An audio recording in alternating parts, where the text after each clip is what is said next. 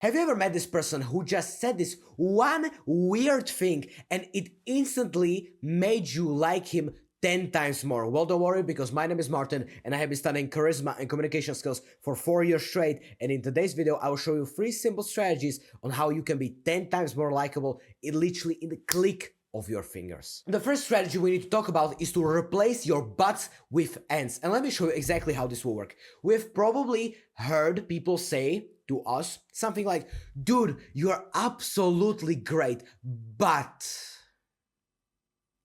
that word but is already signaling to us that we are fucked, that we have done something horrible, our self-esteem is gonna go down, and now we are gonna have our day ruined because of this simple word.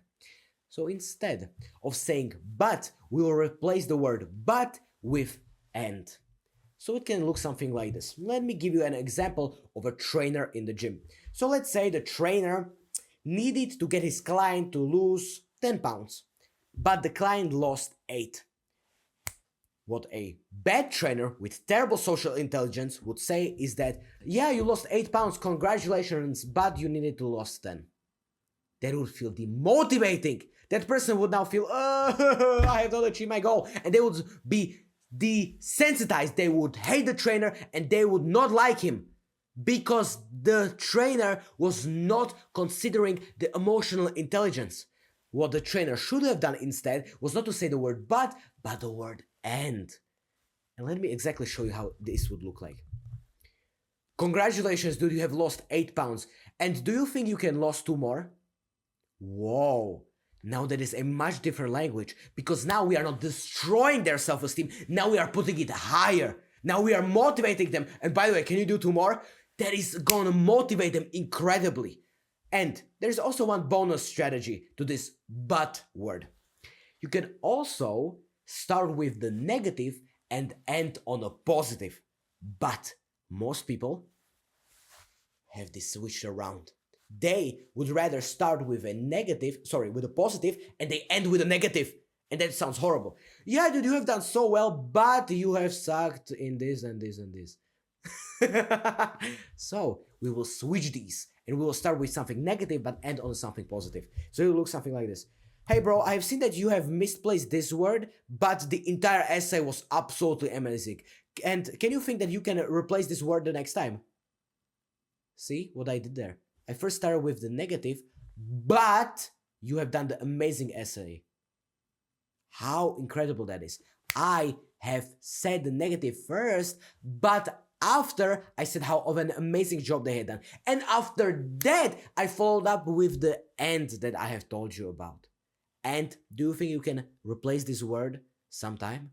Incredibly powerful, and this will make you 10 times more likable, because literally 90% of people who you will come across have no idea this even exists. The second social skill is very important, but it will save you so much time. Do you know when some people will say, no offense, but no offense, but your haircut looks shit. No offense, but that form in the gym was absolutely terrible. That is not helping. The words no offense are actually offending even more. But now, why does this work like this? When someone tells us to not feel a certain way, we will fucking feel that way, because we don't want to listen to orders. We want to listen to instructions. Let me tell you that again. We don't want to listen to orders, we want to listen to instructions. And that's what we need to do. Instead of telling people, no offense, you shouldn't get offended. If you get offended, you are a pussy. That sounds horrible. That screams that, oh, this guy, he's now gonna say something so offensive that I'm gonna get so mad at him. Because our human brain has this natural tendency to disagree. We like to disagree with things. If someone will tell you, oh, you're gonna like this food, for some reason our brain says to us, oh, I want to find a reason why I would not like that food. It's weird, but it works exactly the same way. So instead of us giving this direct order, I know you don't mean it like a direct order, but people will take it like a direct order. That's why we need to change our wording. And instead of saying no offense, we will say, what I'm about to say right now will offend you. And now we will switch that switch in that brain. We now made that person think, no, that is not gonna offend me. See, we have now rewired the entire process. At the beginning, the no offense was, don't get offended at me. But the person was like, I think I'm gonna get offended. But now, when we called out honestly that this will probably offend them, now it is much more honest, much more authentic, that we are not trying to make them not offended. We are just trying to say the authentic truth. And as a result, they will now get less offended because we've actually said the truth at the beginning with zero sugarcoating. We just, dude, listen, this is gonna offend you probably what I'm gonna say. That is so authentic, that is so much to the point, so direct that the other person will have no time to try to argue against that or try to get super aggressive. It will reduce the argumentative risk by 50%. That's how powerful just this simple wording is. So a quick recap, instead of saying no offense, use this will probably offend you because it rewires that brain. Now they don't want to disagree, but they want to agree. Understand? They don't want to the human brain wants to constantly disagree. But when we say this will probably gonna offend you, the human brain says, no, this is not gonna offend me.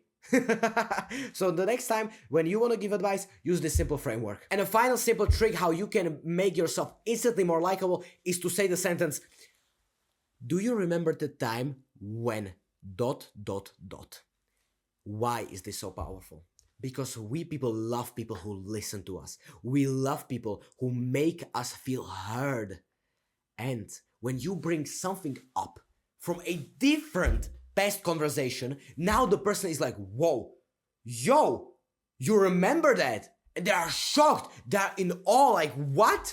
You remember this conversation? And they will be super drawn to you. I do this every single day. And people are asking me, dude, how do you remember that? Because I listen. And when you listen, you will actually know how to use this sentence. Remember the time when you said duh. It shows that you care about them so much, so deeply, that you remember the exact words that they have said.